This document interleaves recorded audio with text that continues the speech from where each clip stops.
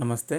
ಈ ಒಂದು ವಿಡಿಯೋದಲ್ಲಿ BCM ಹಾಸ್ಟೆಲ್ಗೆ ಆನ್ಲೈನ್ ಮುಖಾಂತರ ಅರ್ಜಿಯನ್ನು ಸಲ್ಲಿಸೋದು ಯಾವ ರೀತಿ ಅಂತ ತಿಳಿಸ್ಕೊಡ್ತಾ ಇದ್ದೀನಿ. ಸ್ಟೆಪ್ ಬೈ ಸ್ಟೆಪ್ ಆಗಿ ವಿಡಿಯೋನ ಪೂರ್ತಿಯಾಗಿ ಎಲ್ಲೂ ಕೂಡ ಸ್ಕಿಪ್ ಮಾಡಿದೆ ನೋಡಿ, ಅರ್ಥ ಆಗುತ್ತೆ. ಬೇಕಾಗುವಂಥ document Aadhaar card, SSLC marks card, caste income certificate ಮತ್ತು ಅಡ್ಮಿಷನ್ ಮಾಡಿರೋ ಬಗ್ಗೆ ರಿಸಿಪ್ಟ್ ಕೂಡ ಬೇಕಾಗುತ್ತೆ. ಇವಿಷ್ಟು ಡಾಕ್ಯುಮೆಂಟ್ ಇದ್ದರೆ ಈ ಒಂದು ನೀವು ಪೋಸ್ಟ್ ಮೆಟ್ರಿಕ್ ಆನ್ಲೈನ್ ಅಪ್ಲಿಕೇಶನ್ ಹಾಕೋಬೋದು. ಸೇಮ್ ಇದೇ ಥರನೇ ಪ್ರೀ ಮೆಟ್ರಿಕ್ ಕೂಡ ಸೇಮ್ ಇರುತ್ತೆ. ಸೊ ಇವಾಗ ನಾನು ಹಾಕ್ತಾ ಇರೋದು ಫಸ್ಟ್ PUC ವಿದ್ಯಾರ್ಥಿದು ಹಾಕಿ ನಿಮಗೆ ತೋರಿಸ್ತಾ ಇದ್ದೀನಿ. ಬನ್ನಿ ವಿಡಿಯೋನ ಸ್ಟಾರ್ಟ್ ಮಾಡೋಣ. ಮೊದಲಿಗೆ ಗೂಗಲ್ ಸರ್ಚನ್ನು ಓಪನ್ ಮಾಡಿಕೊಂಡು OBC ಹಾಸ್ಟೆಲ್ ಆನ್ಲೈನ್ ಅಪ್ಲಿಕೇಶನ್ ಅಂತ ಸರ್ಚ್ ಮಾಡಿ, ಅಥವಾ ಇಲ್ಲಿ ಏನು ನೋಡ್ತಾ ಇದ್ದೀರಲ್ಲ bcwd.karnataka.go.in ಅಂತ ಅಧಿಕೃತ ಅಂತ ವೆಬ್ಸೈಟು, ಈ ರೀತಿ ಸರ್ಚ್ ಮಾಡಿದರೆ ನಿಮಗೆ ಬರುತ್ತೆ. ಫಸ್ಟ್ ಲಿಂಕನ್ನು ಓಪನ್ ಮಾಡ್ಕೊಳ್ಳಿ. BCM ಹಾಸ್ಟೆಲ್ ಅಂತ ಕೊಟ್ಟು ಬರುತ್ತೆ ನೋಡಿ. ಈ ರೀತಿಯಾಗಿ ನಿಮಗೆ ಹೋಮ್ ಪೇಜ್ ಬರುತ್ತೆ. ಡೈರೆಕ್ಟಾಗಿ ನಿಮಗೆ ಅಪ್ಲಿಕೇಶನ್ ಹಾಸ್ಟೆಲ್ ಅಪ್ಲಿಕೇಶನ್ಗೆ ಓಪನ್ ಆಗಿದೆ ನೋಡಿ. ಆನ್ಲೈನ್ ಅಪ್ಲಿಕೇಶನ್ ತೋರಿಸ್ತಾ ಇದೆ. ಇಲ್ಲಿ ಪ್ರೀ ಮೆಟ್ರಿಕ್ಕು ಮತ್ತು ಪೋಸ್ಟ್ ಮೆಟ್ರಿಕ್ ಎರಡೂ ಕೂಡ ಓಪನ್ ಇದೆ. ಡೇಟ್ ಕೂಡ ನಿಮಗೆ ಶೋ ಆಗ್ತಾ ಇದೆ. ಪ್ರೀ ಮೆಟ್ರಿಕ್ 1ರಿಂದ 10ನೇ ತರಗತಿ ಓದು ಇದೇ ತಿಂಗಳು 8ನೇ ತಾರೀಕು ಲಾಸ್ಟ್ ಡೇಟ್ ಇದೆ. ಪೋಸ್ಟ್ ಮೆಟ್ರಿಕ್ ಬಂದು 15/6/2026ಕ್ಕೆ ಲಾಸ್ಟ್ ಡೇಟ್ ಇದೆ. ಇನ್ನು ನೀವು ಒಂದು 14-13 ದಿನ ನೀವು ಅಪ್ಲಿಕೇಶನ್ ಹಾಕೋಕ್ಕೆ ಅವಕಾಶ ಇದೆ. ಆದಷ್ಟು ಬೇಗ ಅರ್ಜಿಯನ್ನು ಸಲ್ಲಿಸ್ಕೊಳ್ಳಿ. ಈ ಒಂದು ವಿಡಿಯೋ ನೋಡಿದರೆ ನಿಮಗೆ ಗೊತ್ತಾಗುತ್ತೆ ಯಾವ ರೀತಿ ಅರ್ಜಿಯನ್ನು ಸಲ್ಲಿಸ್ಬೋದು ಅಂತ. ಇಲ್ಲಿ PUC ಡಿಪ್ಲೊಮಾ IT ಕೊಟ್ಟಿದ್ದಾರೆ. ಇಲ್ಲಿ ಓಪನ್ ಅಂತ ಏನು ಕಾಣ್ತಾ ಇದೆಯಲ್ಲ ಅದ್ರ ಮೇಲೆ ಕ್ಲಿಕ್ ಮಾಡ್ಕೊಳ್ಳಿ. ಮತ್ತೊಂದು ಪೇಜ್ ನಿಮಗೆ ಓಪನ್ ಆಗುತ್ತೆ. ಈ ರೀತಿಯಾಗಿ ನೋಡಿ, ಇಲ್ಲಿ ಈ ರೀತಿಯಾಗಿ ಬರುತ್ತೆ. PUC ಡಿಪ್ಲೊಮಾ IT ಈ ಒಂದು ಅರ್ಜಿ ಸಲ್ಲಿಸೋಕ್ಕೆ ಅವಕಾಶ ಇದೆ. ಡಿಗ್ರಿದು ಇಲ್ಲಿ ನಿಮಗೆ ಅವಕಾಶ ಕೊಟ್ಟಿಲ್ಲ. ಸೊ ಇದೇ ಥರ ಇರುತ್ತೆ. ಸೊ ಡಿಗ್ರಿನ ಸೇಮ್ ಇದೇ ಥರ ಅಪ್ಲಿಕೇಶನ್ ಹಾಕೋದಿರುತ್ತೆ. ಇಲ್ಲಿ ನೋಡಿ ಕೆಳಗಡೆ ಆನ್ಲೈನ್ ಅಪ್ಲಿಕೇಶನ್ ಅಂತಿದೆ.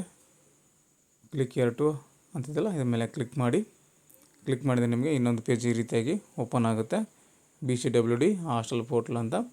ಮುಂಚೆ ಒಂದು SSP ಪೋರ್ಟಲಲ್ಲಿ ಹಾಕ್ತಾಯಿದ್ವಿ, ಸ್ಟೇಟ್ ಹಾಸ್ಟೆಲ್ ಪೋರ್ಟಲಲ್ಲಿ ಅರ್ಜಿಯನ್ನು ಸಲ್ಲಿಸ್ತಾ ಇದ್ವಿ ಒಂದು BCMಗೆ.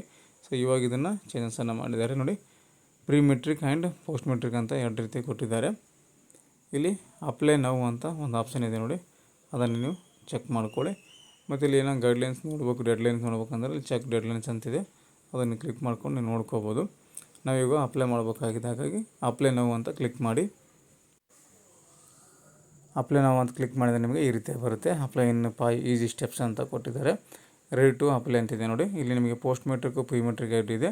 ನಾನು ಪೋಸ್ಟ್ ಮೆಟ್ರಿಕ್ ಅಂತ ತೊಗೊಂಡಿದ್ದೀನಿ.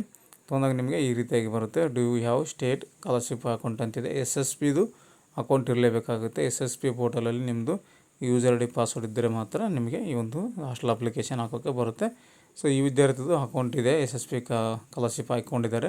ಸೊ ಇವರಿಗೆ ಯೂಸರ್ ID ಮತ್ತು ಪಾಸ್ವರ್ಡು ಗೊತ್ತಿಲ್ಲ. ಭಾಳಷ್ಟು ದಿನಗಳ ಹಿಂದೆ, ವರ್ಷದ ಹಿಂದೆ ಹಾಕ್ಕೊಂಡಿದ್ದಾರೆ SSLCನಲ್ಲಿ 9th ಕ್ಲಾಸಲ್ಲಿ. ಸೊ ಹಾಗಾಗಿ ನಾನಿಲ್ಲಿ ಫಾರ್ಗೆಟ್ ಪಾಸ್ವರ್ಡನ್ನು ಮಾಡ್ತಾಯಿದ್ದೀನಿ. ನಿಮಗೆ ಗೊತ್ತಿದ್ದರೆ ಯೂಸರ್ ID ಪಾಸ್ವರ್ಡ್ ಹಾಕಿ ಕ್ಯಾಪ್ಚರ್ ಕೋಡ್ ಹಾಕಿ ಲಾಗಿನನ್ನು ಮಾಡ್ಕೊಳ್ಳಿ.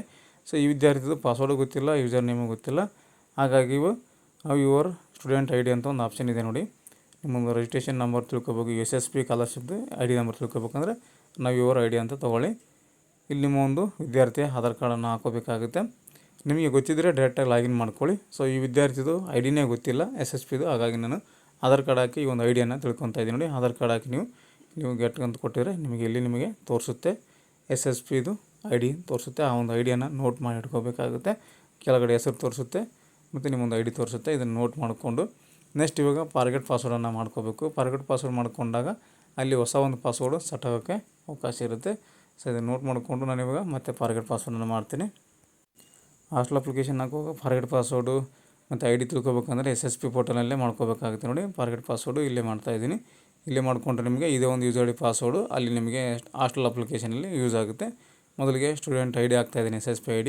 ಇವಾಗ ನ್ಯೂ ಪಾಸ್ವರ್ಡ್ ಅಂತ ಕೇಳ್ತಾ ಇದೆ. ನ್ಯೂ ಪಾಸ್ವರ್ಡ್ ಏನು ಇಟ್ಕೋಬೇಕು ಅಂದ್ಕೊಂಡಿದ್ರೆ ನೀವು ಅದನ್ನು ನೀವು ಇಲ್ಲಿ ಎಂಟ್ರನ್ನು ಮಾಡ್ಕೊಳ್ಳಿ. ಪಾಸ್ವರ್ಡು ಮೇಲೆ ಏನು ಹಾಕಿರ್ತೀರಲ್ಲ ನ್ಯೂ ಪಾಸ್ವರ್ಡು, ಅದೇ ಕನ್ಫರ್ಮ್ ಆಗಿ ಮತ್ತೊಂದು ಸಲ ರಿಪೀಟನ್ನು ಮಾಡಬೇಕು. ಮೇಲೆ ಹಾಕಿರುವುದೇ ಮತ್ತೊಮ್ಮೆ ಸೇಮ್ ಪಾಸ್ವರ್ಡು ಕೆಳಗಡೆ ಹಾಕೋಬೇಕು. ಹಾಕ್ಕೊಂಡು ಗೆಟ್ OTP ಅಂತ ಕ್ಲಿಕ್ ಮಾಡಿ. OTP ಬರುತ್ತೆ. ನೀವೇನು SSP IDಗೆ ಸ್ಕಾಲರ್ಶಿಪ್ ಹಾಕೋ ನಂಬರ್ ಕೊಟ್ಟಿರ್ತೀರಲ್ಲ ಆ ಒಂದು ನಂಬರಿಗೆ OTP ಬರುತ್ತೆ. ಬಂದಿರುವಂಥ OTPಯನ್ನು ಇಲ್ಲಿ ಹಾಕಬೇಕು. ಹಾಕಿ ಚೇಂಜ್ ಪಾಸ್ವರ್ಡ್ ಅಂತ ಕ್ಲಿಕ್ ಮಾಡಿದರೆ ನಿಮಗೆ ಈ ಒಂದು ಪಾಸ್ವರ್ಡ್ ಸೆಟ್ ಆಗುತ್ತೆ. ಸೆಟ್ ಆದ ನಂತರ ಮತ್ತೆ ನೀವು ತಿರ್ಗಾ ಈ ಒಂದು ಹಾಸ್ಟೆಲ್ ಪೋಸ್ಟಲ್ಗೆ ಬರಬೇಕು. ಅಲ್ಲಿ ನಿಮ್ಮ ಈ ಒಂದು ಯೂಸರ್ ID ಪಾಸ್ವರ್ಡು ಹಾಕಿ ಲಾಗಿನನ್ನು ಮಾಡ್ಕೋಬೇಕು ನೋಡಿ. ಹಾಸ್ಟೆಲ್ ಪೋಸ್ಟಲ್ಗೆ ಬಂದಿದ್ದೀನಿ. ಇಲ್ಲಿ SSP ID, SSP ಪಾಸ್ವರ್ಡು ಮತ್ತು ಕಾಣ್ತಾ ಇರುವಂಥ ಕ್ಯಾಪ್ಚರ್ ಕೋಡ್ ಹಾಕಬೇಕು. ಕ್ಯಾಪ್ಚರ್ ಕೋಡ್ ಹಾಕಿದ ನಂತರ ಕೆಳಗೆ ಲಾಗಿನ್ ಅಂತಿದೆ, ಲಾಗಿನ್ ಮಾಡ್ಕೊಳ್ಳಿ. ಡೈರೆಕ್ಟಾಗಿ ನಿಮಗೆ ಲಾಗಿನ್ ಆಗುತ್ತೆ ನೋಡಿ. ಲಾಗಿನ್ ಆದಾಗ ನಿಮಗೆ ಈ ರೀತಿಯಾಗಿ ಬರುತ್ತೆ ನೋಡಿ. ಸ್ಟೇಟ್ ಹಾಸ್ಟೆಲ್ ಪೋರ್ಟಲು ಹೊಸದಾಗಿ ಈ ವರ್ಷ ಮಾತ್ರ ಈ ರೀತಿಯಾಗಿ ಮಾಡಿರೋದು, ಮುಂಚೆ ಬೇರೆ ಇತ್ತು. ಸೊ ಇದು ನಿಮಗೆ ಉಪಯುಕ್ತ ಆಗುತ್ತೆ. ವಿಡಿಯೋ ನೋಡ್ಕೊಂಡು ನೀವು ಅರ್ಜಿಯನ್ನು ಸಲ್ಲಿಸ್ಕೋಬೋದು. ಮೇಲೆ ನಿಮ್ಮದು ಹೆಸರು ತೋರಿಸುತ್ತೆ, ಒಂದು ID ತೋರಿಸುತ್ತೆ, ನಿಮಗೆ ಲಾಗಿನ್ನು ಸ್ಟ್ಯಾಟಿಕ್ IP ಕೂಡ ನಿಮಗೆ ಶೋ ಆಗ್ತಾ ಇದೆ. ಇಲ್ಲಿ ಮೊದಲಿಗೆ ನಮಗೆ ಅಪ್ಲೈ ಫಾರ್ ಹಾಸ್ಟೆಲ್ ಅಂತ ಒಂದು ಆಪ್ಷನ್ ಇದೆ ನೋಡಿ, ಅದ್ರ ಮೇಲೆ ಕ್ಲಿಕ್ ಮಾಡಿ. ಕ್ಲಿಕ್ ಮಾಡಿದರೆ ನಿಮಗೆ ಈ ರೀತಿಯಾಗಿ ಬರುತ್ತೆ ಸ್ಟೂಡೆಂಟ್ ಕನ್ಸೆಂಟು. ಈ ಸ್ಟೂಡೆಂಟ್ ಕನ್ಸೆಂಟನ್ನು ಕೊಡಬೇಕಾಗುತ್ತೆ. ಪ್ರೀ ಮೆಟ್ರಿಕ್ ಅಥವಾ ಪೋಸ್ಟ್ ಮೆಟ್ರಿಕ್ ನೀವು ಅರ್ಜಿಯನ್ನು ಸಲ್ಲಿಸ್ತಾ ಇದ್ದಾರೆ. Do you want to apply for pre matric hostel 6 to 10 ಅಂತ ಕೊಟ್ಟಿದ್ದಾರೆ. 10ರೊಳಗಿದ್ದರೆ ಪ್ರೀ ಮೆಟ್ರಿಕ್ಕು, 10 ಮೇಲ್ಪಟ್ಟು ಇರುವಂಥ ತರಗತಿಗೆ ಪೋಸ್ಟ್ ಮೆಟ್ರಿಕ್ ಅಂತ ಕರೆಸ್ತಾರೆ ನೋಡಿ. ನಾನು ಪೋಸ್ಟ್ ಮೆಟ್ರಿಕ್ ತೊಗೊತಾ ಇದ್ದೀನಿ, ಟಿಕ್ ಮಾಡಿಕೊಂಡು ಸಬ್ಮಿಟ್ ಅಂತ ಕೊಡ್ತಾ ಇದ್ದೀನಿ. ನಿಮ್ಗೆ ಯಾವ್ದು ಬೇಕೋ ಅದನ್ನು ನೀವು ಹಾಕೋಬೋದು ನೋಡಿ. Metric type consent submitted successfully ಅಂತ ಬಂದಿದೆ. ಓಕೆ ಅಂತ ಕ್ಲಿಕ್ ಮಾಡ್ಕೊಳ್ಳಿ. ಕ್ಲಿಕ್ ಮಾಡ್ಕೊಂಡಾಗ ನಿಮಗೆ 4 ಸ್ಟೆಪ್ ಇಲ್ಲಿ ನಿಮಗೆ ಶೋ ಆಗ್ತಾ ಇದೆ. ಸ್ಟೆಪ್ 1, 2, 3, 4, 5 ಇವೆಲ್ಲನೂ ನಿಮಗೆ ಫಿಲ್ ಮಾಡಬೇಕಾಗುತ್ತೆ. ಇವು ಮೊದಲಿಗೆ ನಾನು 1ನೇ ಸ್ಟೆಪ್ಪು ಫಿಲ್ ಮಾಡ್ತಾ ಹೋಗಬೇಕು. ಫಿಲ್ ಮಾಡಿದಂಗೆಲ್ಲ ಈ ಥರ ನಿಮಗೆ ಗ್ರೀನ್ ಕಲರಲ್ಲಿ ಶೋ ಆಗುತ್ತೆ. 1ನೇ ಸ್ಟೆಪ್ ನಿಮಗೆ ಇವಾಗ ಫಿಲ್ ಮಾಡ್ತಾನೆ. ಸ್ಟಡಿ ಮತ್ತು ಕ್ಯಾಸ್ಟ್ ಪರ್ಸನಲ್ ಡೀಟೇಲ್ಸನ್ನು 1ನೇ ಸ್ಟೆಪ್ಪಲ್ಲಿ ನಿಮಗೆ ಕೊಟ್ಟಿದ್ದಾರೆ. Study information, caste information, personal information ಇಲ್ಲಿ ಹಾಕೋದಿರುತ್ತೆ. ಇಲ್ಲಿ ಮೊದಲಿಗೆ SLC ಇನ್ಫಾರ್ಮೇಷನ್ನ ಕೇಳ್ತಾ ಇದೆ ನೋಡಿ. SLC, ಆಮೇಲೆ ಕ್ಯಾಸ್ಟ್ ಇನ್ಕಮ್, ಆಮೇಲೆ ಪರ್ಸನಲ್ ಇನ್ಫಾರ್ಮೇಷನ್ ಹಾಕೋದಿರುತ್ತೆ. SLC ಅಂತ ಆಟೋಮೆಟಿಕ್ ಸೆಲೆಕ್ಟ್ ಆಗಿದೆ. ಅಲ್ಲಿ ರೈಟ್ ಸೈಡಲ್ಲಿ ನೆಕ್ಸ್ಟ್ ಅಂತ ಒಂದು ಆಪ್ಷನ್ ಬಂದಿದೆ, ಅದ್ರ ಮೇಲೆ ಕ್ಲಿಕ್ ಮಾಡಿ ಡಾಟಾ ಓಪನ್ ಆಗುತ್ತೆ ನೋಡಿ. ಕೆಳಗಡೆ ಎಂಟರ್ SLC ಸ್ಟಡಿ ಡೀಟೇಲ್ಸ್ ಅಂತ ಇದೆ. ಇಲ್ಲಿ ನಿಮಗೆ SLC ಡೀಟೇಲ್ಸನ್ನು ಹಾಕ್ತಾ ಹೋಗಬೇಕು. ಕೆಳಗಡೆ ಸ್ಕ್ರಾಲ್ ಡೌನ್ ಮಾಡ್ಕೊಳ್ಳಿ ನೋಡಿ. ಮೊದಲಿಗೆ SLC ಅಂತ ಸೆಲೆಕ್ಟ್ ಮಾಡ್ಕೊಳ್ಳಿ. ಮಾಡ್ಕೊಂಡಾಗ SLC ರಿಜಿಸ್ಟ್ರೇಷನ್ ನಂಬರ್ ಅಂತ ಕೇಳ್ತಾ ಇದೆ. ನಿಮ್ಮ ಒಂದು SLC ಮಾರ್ಕ್ಸ್ ಕಾರ್ಡ್ನಲ್ಲಿ ರಿಜಿಸ್ಟ್ರೇಷನ್ ನಂಬರ್ ಇರುತ್ತೆ, ಆ ಒಂದು ನಂಬರನ್ನು ಇಲ್ಲಿ ಎಂಟ್ರ್ ಮಾಡ್ಕೊಳ್ಳಿ. ಮಾಡ್ಕೊಂಡು ಗೆಟ್ ಡಾಟಾ ಅಂತ ಕ್ಲಿಕ್ ಮಾಡಿ. SLCನಲ್ಲಿರುವಂಥ ಹೆಸರು, ನೀವು ಯಾವಾಗ ಪಾಸ್ ಆಗಿದ್ದೀರ ಅದು, ಮತ್ತು ನಿಮ್ಮ ಡೇಟ್ ಆಫ್ ಬರ್ತ್ ಇಲ್ಲಿ ನಿಮಗೆ ಶೋ ಆಗುತ್ತೆ. ಸರಿಯಾಗಿದೆ ಅಂತ ಒಂದು ಸಲ ಚೆಕ್ ಮಾಡ್ಕೊಳ್ಳಿ. ಚೆಕ್ ಮಾಡಿಕೊಂಡು ಸೇವ್ SLC ಡೀಟೇಲ್ಸ್ ಅಂತ ಒಂದು ಆಪ್ಷನ್ ಇದೆ ಕೆಳಗಡೆ, ಅದ್ರ ಮೇಲೆ ಕ್ಲಿಕ್ ಮಾಡ್ಕೊಳ್ಳಿ. ಈ ರೀತಿಯಾಗಿ ಬರುತ್ತೆ SLC ಡೀಟೇಲ್ಸ್ ಸೇವ್ಡ್ ಸಕ್ಸಸ್ಫುಲಿ ಅಂತ. ಓಕೆ ಅಂತ ಕ್ಲಿಕ್ ಮಾಡಿ. ಇವಾಗ next caste income certificate details ಹಾಕೋದಿರುತ್ತೆ. ಎಂಟರ್ ಕ್ಯಾಸ್ಟ್ ಸರ್ಟಿಫಿಕೇಟ್ ಡೀಟೇಲ್ಸ್ ಅಂತ ಇದೆ. ಇಲ್ಲಿ ರಿಲಿಜನನ್ನು ಸೆಲೆಕ್ಟ್ ಮಾಡ್ಕೊಳ್ಳಿ, ಧರ್ಮವನ್ನು.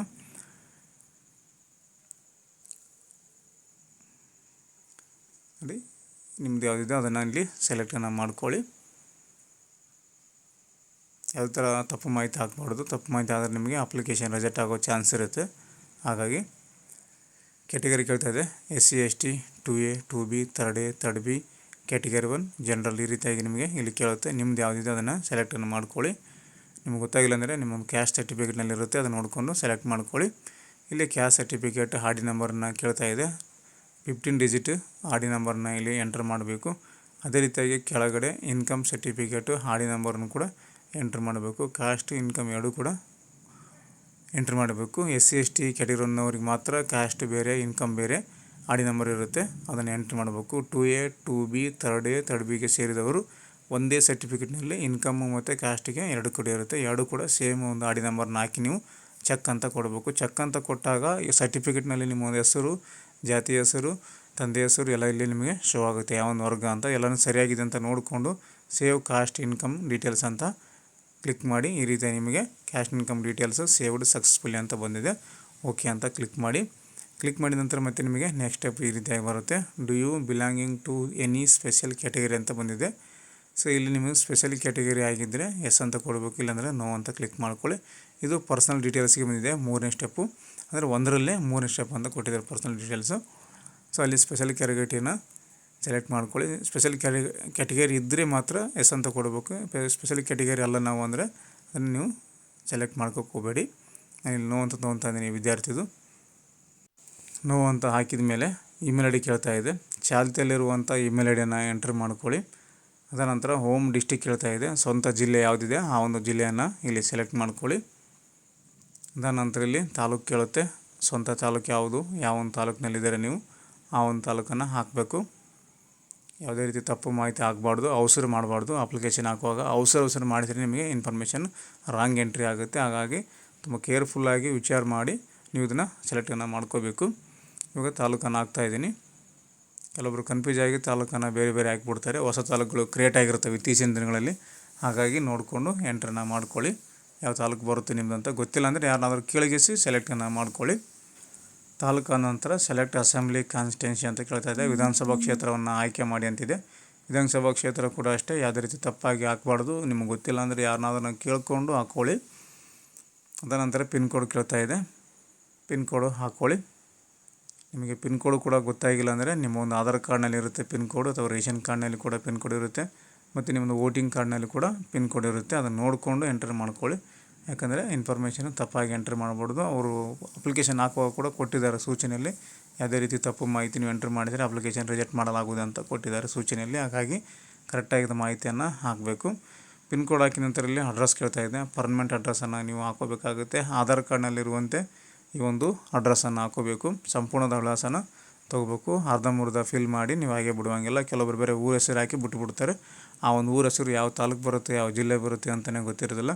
ಹಾಗೆ ಸ್ಪಷ್ಟವಾಗಿ ನಿಮ್ಮ ಒಂದು ಊರಿನ ಹೆಸರು, ಹೋಬಳಿ ಹೆಸರು, ತಾಲೂಕು ಹೆಸರು, ಡಿಸ್ಟಿಕ್ ಹೆಸರು, ಈ ರೀತಿಯಾಗಿ ಸ್ಪಷ್ಟವಾಗಿ ನಿಮ್ಮ ಆಧಾರ್ ಕಾರ್ಡ್ನಲ್ಲಿ ಹೆಂಗಿರುತ್ತೋ ಅದೇ ರೀತಿಯಾಗಿ ಈ ಒಂದು ಅಡ್ರೆಸ್ಸನ್ನು ಎಂಟ್ರನ್ನು ಮಾಡ್ಕೊಳ್ಳಿ. ಮಾಡಿದ ನಂತರ ಆರ್ ಯು ಡೊಮೆನ್ಷನ್ ಆಫ್ ಕರ್ನಾಟಕ ಅಂತ ಕೇಳುತ್ತೆ. ಕರ್ನಾಟಕದ ನಿವಾಸಿ ಅಂತ ಎಸ್ ಅಂತ ಟಿಕ್ ಮಾಡಿ. ಅಪ್ಲೋಡ್ ಪಾಸ್ಪೋರ್ಟ್ ಸೈಜ್ ಫೋಟೋ ಅಂತ ಕೇಳ್ತಾ ಇದೆ. ಸೊ ಒಂದು 50 KB ಒಳಗೆ ಇರುವಂತೆ JPG ಫಾರ್ಮೆಟಲ್ಲಿ ಒಂದು ಫೋಟೋವನ್ನು ಸ್ಕ್ಯಾನ್ ಮಾಡಿ ಇಟ್ಕೊಂಡಿರ್ಬೇಕಾಗುತ್ತೆ. ನೀವು ಯಾರ್ದು ಅಪ್ಲಿಕೇಶನ್ ಹಾಕ್ತಾ ಇದ್ದೀರಲ್ಲ ಅವರ ಒಂದು ಫೋಟೋನ ಅಪ್ಲೋಡ್ ಇವಾಗ ಮಾಡಬೇಕು. ನಾನು ಆಲ್ರೆಡಿ ಸ್ಕ್ಯಾನ್ ಮಾಡಿ ಇಟ್ಕೊಂಡಿದ್ದೀನಿ, ಅದನ್ನು ಅಪ್ಲೋಡನ್ನು ಮಾಡ್ತಾಯಿದ್ದೀನಿ. JPG ಫಾರ್ಮೆಟಲ್ಲಿ ಇರಬೇಕು. ಸ್ಕ್ಯಾನ್ ಮಾಡಿಲ್ಲ, ನಿಮ್ಮಲ್ಲಿ ಸ್ಕ್ಯಾನರ್ ಇಲ್ಲ, ಮೊಬೈಲಲ್ಲಿ ಹಾಕ್ತಿದ್ದೀನಿ ಅಂದರೆ ಮೊಬೈಲಲ್ಲಿ ಡೈರೆಕ್ಟಾಗಿ ಫೋಟೋನ ಕ್ಲಿಕ್ ಮಾಡ್ಕೊಳ್ಳಿ. ಅದನ್ನು ಕ್ರ್ಯಾಪ್ ಮಾಡ್ಕೊಳ್ಳಿ, ಎಡಿಟ್ ಮಾಡಿ. ಅಲ್ಲೇ ನಿಮಗೆ ಆ್ಯಪಲ್ಲಿ ಬರುತ್ತೆ ಕ್ರ್ಯಾಪ್ ಅಂತ. ಕ್ರ್ಯಾಪ್ ಇದು ಸೈಜ್ ಎಷ್ಟಿರುತ್ತೆ ಅಷ್ಟು ನೋಡ್ಕೊಂಡು ಕ್ರ್ಯಾಪ್ ಮಾಡ್ಕೊಳ್ಳಿ. ಒಂದು 50ರಿಂದ 30-40 KB ಒಳಗಡೆ ನಿಮಗೆ ಕ್ರ್ಯಾಪ್ ಆಗುತ್ತೆ. ಫೋಟೋ ಅಪ್ಲೋಡ್ ಮಾಡಿದ್ದೀನಿ. ಈ ರೀತಿಯಾಗಿ ಎರರ್ ಬರ್ತಾಯಿದೆ. JPG ಫೈಲ್ ರಿಜೆಕ್ಟೆಡ್ ಕಂಟೆಂಟ್ಸ್ ಎಂಬ್ಲೆಡ್ ಅಂತ ಬರ್ತಾಯಿದೆ. ಸೊ ಎರರ್ ಬರ್ತಾಯಿದೆ ಯಾಕಂದರೆ KB ಜಾಸ್ತಿ ಇತ್ತು. ಹಾಗಾಗಿ ಮತ್ತು ರೀಸೈಜನ್ ಮಾಡಿಕೊಂಡು ಮತ್ತು ಅಪ್ಲೋಡ್ ಮಾಡಿದಾಗ passport size photography uploaded successfully ಅಂತ ನಿಮಗೆ ಈ ರೀತಿಯಾಗಿ ಬರಬೇಕು. KB ಜಾಸ್ತಿ ಇದ್ದರೆ ತಗೋದಿಲ್ಲ. ಹಾಗಾಗಿ 50 KB ಒಳಗಡೆ ಇರುವಂತೆ ನೋಡ್ಕೊಂಡು ಮಾಡ್ಕೊಳ್ಳಿ. ಇವಾಗ next step parents mobile number ಅಂತಿದೆ. ತಂದೆ, ತಾಯಿ, ಅಣ್ಣ ಯಾರಾದರೂ ಒಬ್ಬರದ್ದು ನಂಬರ್ನಲ್ಲಿ ಹಾಕಬೇಕು. ಅಥವಾ ನಿಮ್ಮದೇ ಒಂದು ಮೊಬೈಲ್ ನಂಬರ್ ಹಾಕಿದರೂ ಕೂಡ ನಡೆಯುತ್ತೆ. ಮೊಬೈಲ್ ನಂಬರ್ ಹಾಕಿ ಸೆಂಡ್ OTP ಅಂತ ಕ್ಲಿಕ್ ಮಾಡಿ. ಆ ಒಂದು ಮೊಬೈಲ್ ನಂಬರ್ಗೆ OTP ಬರುತ್ತೆ. ಬಂದಿರುವಂಥ OTPಯನ್ನು ಇಲ್ಲಿ ಹಾಕಬೇಕು. OTP ಹಾಕಿದ ನಂತರ ಮತ್ತೆ ಕೆಳಗಡೆ ಸೇವ್ ಪರ್ಸನಲ್ ಡೀಟೇಲ್ಸ್ ಅಂತ ಒಂದು ಆಪ್ಷನ್ ಇದೆ ನೋಡಿ, ಅದ್ರ ಮೇಲೆ ನೀವು ಕ್ಲಿಕ್ ಮಾಡ್ಕೊಳ್ಳಿ. ಯಾವುದೇ ರೀತಿ OTP ಸಬ್ಮಿಟ್ ಮಾಡೋಕ್ಕೆ ಅವಕಾಶ ಇಲ್ಲ. ಡೈರೆಕ್ಟ್ OTPನ ಎಂಟ್ರ್ ಮಾಡಬೇಕು. ಎಂಟ್ರ್ ಮಾಡಿ ಸೇವ್ ಡೀಟೇಲ್ಸ್ ಅಂತ ಕೊಟ್ಟರೆ ನಿಮಗೆ ಒಂದು ಡಾಟಾ ಕೂಡ ಸೇವ್ ಆಗುತ್ತೆ. ಸ್ವಲ್ಪ ಲೋಡಿಂಗ್ ತೊಗೊಳುತ್ತೆ, ವೇಟ್ ಮಾಡಿ. ನೋಡಿ ಬಂದಿದೆ ಪರ್ಸನಲ್ ಡೀಟೇಲ್ಸ್ ಸೇವ್ಡ್ ಸಕ್ಸಸ್ಫುಲ್ ಅಂತ ಬಂದಿದೆ. ಓಕೆ ಅಂತ ಕ್ಲಿಕ್ ಮಾಡಿ.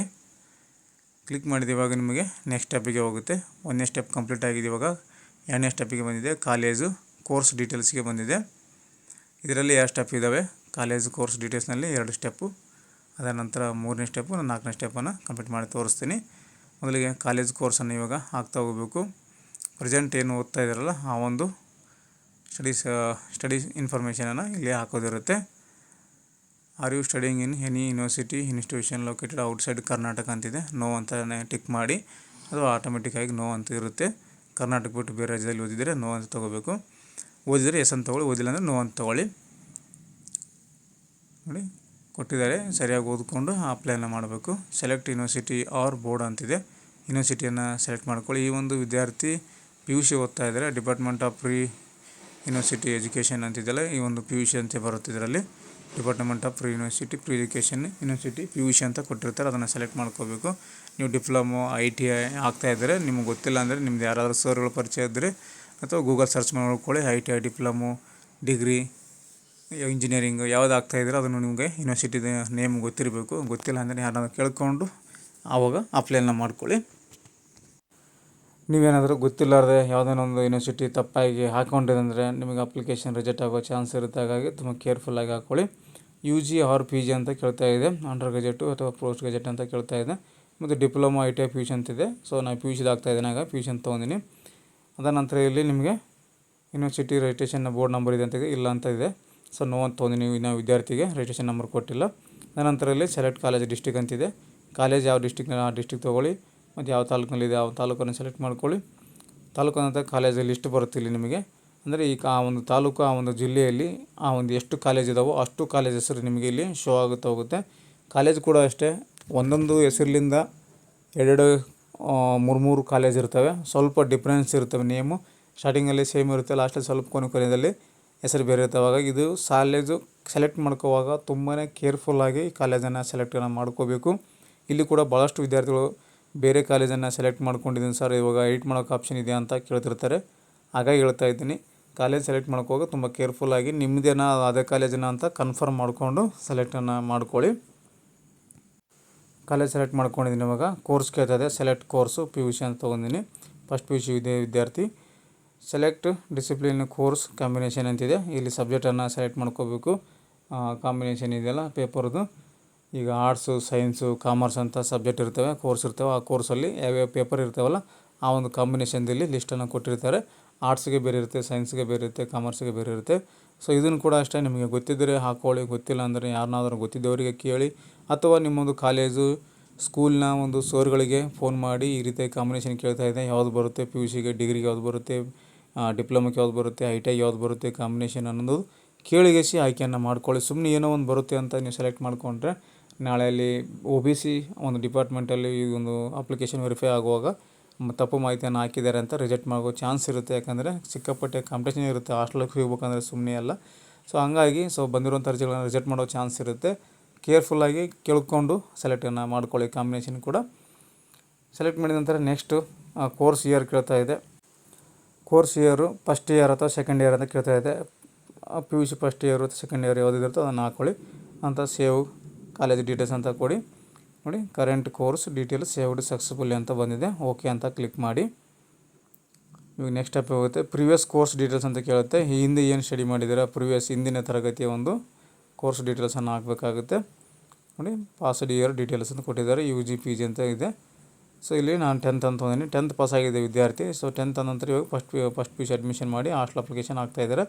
ಆಟೋಮೆಟಿಕ್ಕಾಗಿ ಡಾಟಾ ಬಂದಿದೆ. ಯಾಕಂದರೆ SLC ರಿಜಿಸ್ಟ್ರೇಷನ್ ನಂಬರ್ ಹಾಕಿರ್ತೀವಲ್ಲ ಅದರ ಮೇಲೆ ಆಟೋಮೆಟಿಕ್ಕಾಗಿ ಇಲ್ಲಿ ನಿಮ್ಮ ಒಂದು ಡಾಟಾ ಶೋ ಆಗ್ತಾಯಿದೆ. ನಿಮಗೇನು ಡಾಟಾ ಬಂದಿಲ್ಲ ಅಂದರೆ ಎಂಟ್ರ್ ಮಾಡ್ಕೋಬೋದು. ಇವಾಗ ಡಿಗ್ರಿದು ಆಗ್ತಾಯಿದ್ದರೆ ನೀವು PUCದು ಎಂಟ್ರ್ ಮಾಡ್ಕೋಬೋದು. PUCದು ಆಗ್ತಾಯಿದ್ದರೆ SLCದು ಡಾಟಾ ಎಂಟ್ರಿಮನ್ನು ಮಾಡ್ಕೋಬೇಕಾಗುತ್ತೆ.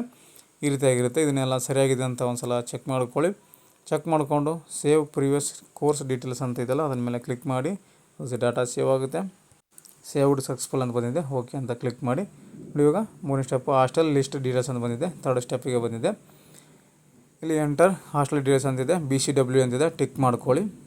ಟಿಕ್ ಮಾಡ್ಕೊಂಡಾಗ ಆಟೋಮೆಟಿಕ್ಕಾಗಿ ಡಿಸ್ಟಿಕ್ ಸೆಲೆಕ್ಟ್ ಆಗಿದೆ, ತಾಲೂಕು ಸೆಲೆಕ್ಟ್ ಆಗಿದೆ. ಈ ಒಂದು BCM ಹಾಸ್ಟೆಲ್ ಎಷ್ಟಿದಾವೆ ಅನ್ನೋದಿಲ್ಲಿ ಕೆಳಗಡೆ ಆಟೋಮೆಟಿಕ್ಕಾಗಿ ಶೋ ಆಗುತ್ತೆ.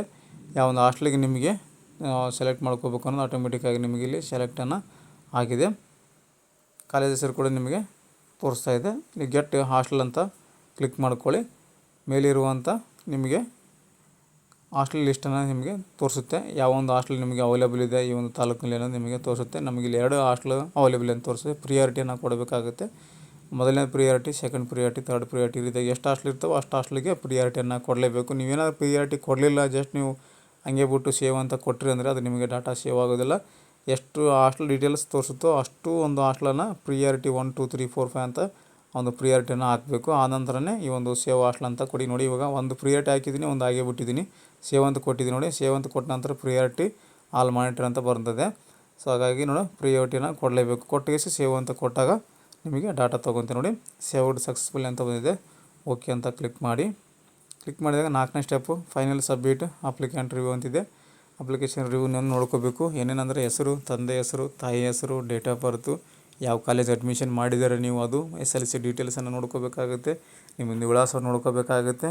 ಮತ್ತು ನಿಮ್ಮ ಮೊಬೈಲ್ ನಂಬರ್ ಏನು ಹಾಕಿದ್ರೆ ಅದು ನೋಡ್ಕೋಬೇಕಾಗುತ್ತೆ. ಇಮೇಲ್ ID ಏನು ಹಾಕಿದ್ರೆ ಅದು ನೋಡ್ಕೊಳ್ಳಿ. ಮತ್ತು ಹಾಸ್ಟೆಲ್ ಯಾವ ಹಾಸ್ಟೆಲಲ್ಲಿ ಶೋ ಆಗ್ತಾಯಿದೆ, ಯಾವ ಊರಿಂದ ಶೋ ಆಗ್ತಾಯಿದೆ ಎಲ್ಲನೂ ಡೀಟೇಲ್ಸನ್ನು ರಿವ್ಯೂವಲ್ಲಿ ಕೊಟ್ಟಿರ್ತಾರೆ. ಸೊ ಇದು ರಿವ್ಯೂ ಕರೆಕ್ಟಾಗಿ ನೋಡ್ಕೋಬೇಕು. ಏನಾದರೂ ಮಿಸ್ಟೇಕ್ ಇದ್ದರೆ ಈಗ ನೀವು ಸರಿಪಡಿಸ್ಕೋಬೋದು, ತಿದ್ದುಪಡಿ ಮಾಡ್ಕೋಬೋದು. ಅಪ್ಲಿಕೇಶನ್ ಹಾಕುವಾಗಲೇ ಸಬ್ಮಿಟ್ ಮಾಡಿದ ಮೇಲೆ ನಿಮ್ಗೆ ಯಾವುದೇ ರೀತಿ ಎಡಿಟ್ ಮಾಡ್ಕೋಕ್ಕೆ ಅವಕಾಶ ಇರೋದಿಲ್ಲ.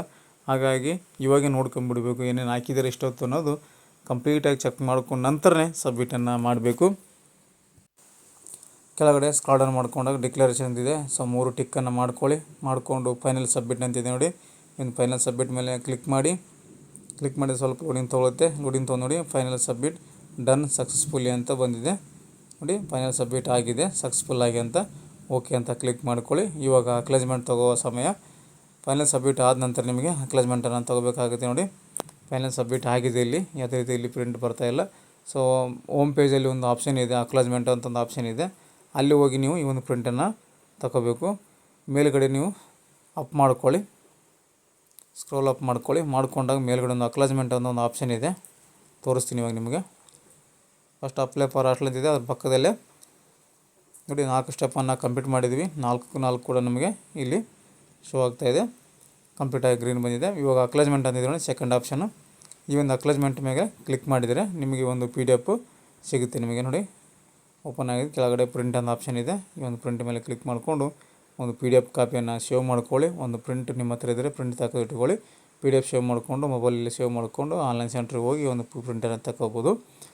ಈ ರೀತಿಯಾಗಿ ತುಂಬ ಈಸಿಯಾಗಿ ನಿಮ್ಮ ಒಂದು ಮೊಬೈಲ್ನಲ್ಲೇ ಈ ಒಂದು BCM ಹಾಸ್ಟೆಲ್ಗೆ ಹಾಕೋದು ಯಾವ ರೀತಿ ಅಂತ ಹೇಳಿಕೊಟ್ಟಿದ್ದೀನಿ. ಈ ಒಂದು ಮಾಹಿತಿ ನಿಮಗೆ ಉಪಯುಕ್ತ ಆಗಿದೆ ಅಂದ್ಕೊತೀನಿ. ಈ ಒಂದು ಅಪ್ಲಿಕೇಶನ್ನಲ್ಲಿ ಏನಾದರೂ ನಿಮ್ಮ ಅಪ್ಲಿಕೇಶನ್ ಎರರ್ ಬರ್ತಾಯಿದ್ರೆ, ಏನಾದರೂ ಮಾಹಿತಿ ಗೊತ್ತಾಗಿಲ್ಲ, ಕೆಲವೊಂದು ಸ್ಟೆಪ್ಗಳಲ್ಲಿ ಮಾಹಿತಿ ಗೊತ್ತಾಗ್ತಿಲ್ಲ, ಇದು ಏನು ಎತ್ತ ಅಂತ ನನಗೆ ಕಮೆಂಟ್ ಮಾಡಿದರೆ ನಾನು ನಿಮಗೆ ಆನ್ಸರನ್ನು ಕೊಡ್ತೀನಿ. ಏನೇ ಇರಲಿ ಕ್ವೆಶನ್ನು, ಇದು ಗೊತ್ತಾಗ್ತಾಯಿಲ್ಲ ಅಂತ ನನಗೆ ಕಮೆಂಟ್ ಹಾಕಿ ಸಾಕು, ನಾನು ನಿಮಗೆ ಪ್ರಾಬ್ಲಮನ್ನು ಸಾಲ್ವ್ ಮಾಡಿ ಕೊಡ್ತೀನಿ. ನಮಗೆ ಗೊತ್ತಿರೋಷ್ಟು ಮಾಹಿತಿ ನಾನು ನಿಮಗೆ ಹೇಳಿಕೊಟ್ಟಿದ್ದೀನಿ. ನೆಕ್ಸ್ಟ್ ವಿಡಿಯೋದಲ್ಲಿ ಮತ್ತೊಂದು ಮಾಹಿತಿಯೊಂದಿಗೆ ಮತ್ತೊಂದು ವಿಡಿಯೋದಲ್ಲಿ ನಿಮ್ಮನ್ನು ಭೇಟಿ ಆಗ್ತೀನಿ. ಅಲ್ಲಿವರೆಗೂ ನಮ್ಮ ವೀಡಿಯೋಸನ್ನು ನೋಡ್ತಾಯಿರಿ, ಸಪೋರ್ಟ್ ಮಾಡಿ ಅಂತ ಹೇಳ್ತಾ ಥ್ಯಾಂಕ್ಸ್ ಫಾರ್ ದ ವಾಚಿಂಗ್.